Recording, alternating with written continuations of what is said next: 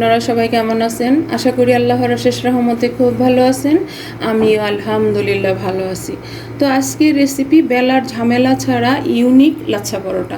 তো এই লাচ্ছা পরোটা বানানোর জন্য প্রথমে আমি এখানে 1.5 কাপ ময়দা নিয়ে নিছি। এখন এর মধ্যে দিয়ে দিব স্বাদ মতো লবণ। একেবারে সহজভাবে আপনারা এই যে লবণটা দিয়ে দিলাম, এই পরোটাটা বানিয়ে নিতে পারবেন। এই যে লবণটা এটার সাথে আমি মিক্স করে দিলাম। এখন এর মধ্যে দিব 1 চামচ কুকিং অয়েল বা রান্নার তেল দিয়ে দিলাম। এখন একটু একটু পানি দিয়ে ময়দাটাকে আমি গোলায় নিব। একেবারে সহজ এই পরোটাটা বানানো। তো আমার প্রিয় ভাই বোনেরা, আমার এই রেসিপিটা ফলো করে আপনারা একবার বাসায় বানান আর বাসার সবাইকে তাক লাগিয়ে দিন। যে এখন এই পর্যায়ে আমি একটা হ্যান্ড উইক্স দিয়ে আমার ময়দাটাকে ভালোভাবে মিশিয়ে দেব। যখনই লাচ্ছা পরোটা এইভাবে বানাবেন তখন খেয়াল রাখবেন এই ময়দার মধ্যে যেন কোনো লাম্পস না থাকে, তাহলে একেবারে পারফেক্ট লাচ্ছা পরোটা হবে। তো যাই হোক, আজকে যদি আমার এই লাচ্ছা পরোটা একটুও ভালো লাগে তাহলে আমার চ্যানেলটাকে সাবস্ক্রাইব করবেন, লাইক করবেন, শেয়ার করবেন এবং কমেন্টস করবেন। প্লিজ আমার ভাই বোনেরা আমার সাথেই থাকবেন। এই যে এই পর্যায়ে দিয়ে দিব আমি একটা ডিম। আর এই লাচ্ছা পরোটাটা অনেক সময় পর্যন্ত, প্রায় সারাদিনই এটা একেবারে সফট থাকবে, একটু শক্ত হবে না। আর এই লাচ্ছা পরোটাটা আমার রেসিপিটা ফলো করে বানিয়ে দেখতে পারেন, সারা দিন এটা একেবারে সফট থাকবে, খেতেও টেস্টি, দেখতেও সুন্দর, আর একেবারে ইজি ওয়েতে হয়ে যায়। ব্যাটারটা হবে এই রকম। এখন আমি এই ব্যাটারটাকে একটা সসের বোতলে ভরে নেব। এরকম একটা সসের বোতল নিলাম, আর সসের বোতলটার মুখটা কিন্তু চিকন থাকে, এটা কেটে একটু মোটা করে নেবেন। আর যারা বোতলের মুখা ছিদ্রি করে বানাতে চান সেটাও পারবেন। তো এখন আমি এই ব্যাটারটা এখানে ঢেলে দিব।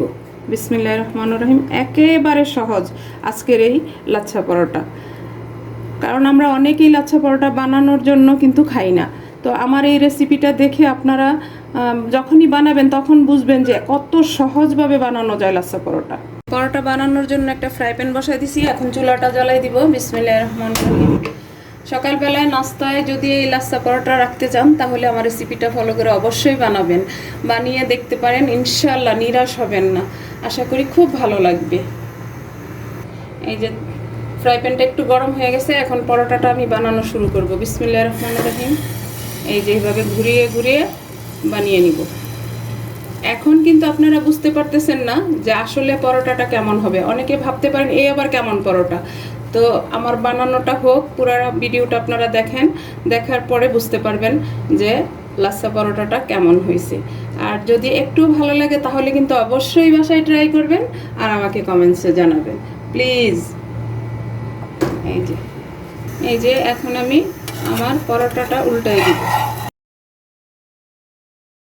আমি এই পরোটাটা বানালে আমার বাসার সবাই একেবারে মানে চেটিপুটে খেয়ে নেয়, একটা পরোটাও বাকি থাকে না।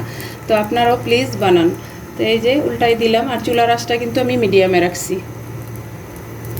এই যে এখন আবার উল্টাই দিব। দেখেন মাশাআল্লাহ আমার পরোটাটা ফুলে উঠতেছে। এখন আমি তেল দিয়ে দিব। আর কেউ যদি চান ঘি দিয়ে বানাবেন তাহলে ঘি দিয়েও বানাতে পারেন। দেখেন মাশাআল্লাহ মাশাআল্লাহ।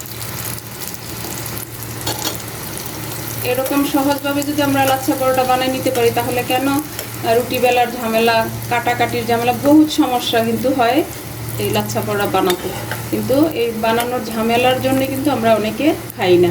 তো আমার রেসিপিটা ফলো করে এইভাবে বানিয়ে নিই। এখন আবার উল্টাই দিব। দেখেন মাশাআল্লাহ মাশাআল্লাহ পরোটার কালারটা কি আসছে, আর এত সুন্দর ফ্লেভার আসতেছে, বাসায় না বানালে কিন্তু পাবেন না। এই যে হয়ে গেল আমার একেবারে ইউনিকভাবে বেলার ঝামেলা ছাড়া লাচ্ছা পরোটা বানানো। তো এইভাবে আমি সবগুলি বানাবো, বানায় সার্ভ করে আমি আপনাদের সাথে শেয়ার করতেছি। এই যে দেখেন মাশাআল্লাহ হয়ে গেল আমার একেবারে বেলার ঝামেলা ছাড়া ইউনিকভাবে লাচ্ছা পরোটা। দেখেন মাশাআল্লাহ পরোটাটা দেখেন, এই যে একেবারে সফট। এই যে লাচ্ছা একেবারে দেখেন, এরকম পরোটা যদি সকালবেলা নাস্তায় থাকে তাহলে আর কি চাই, তাই না?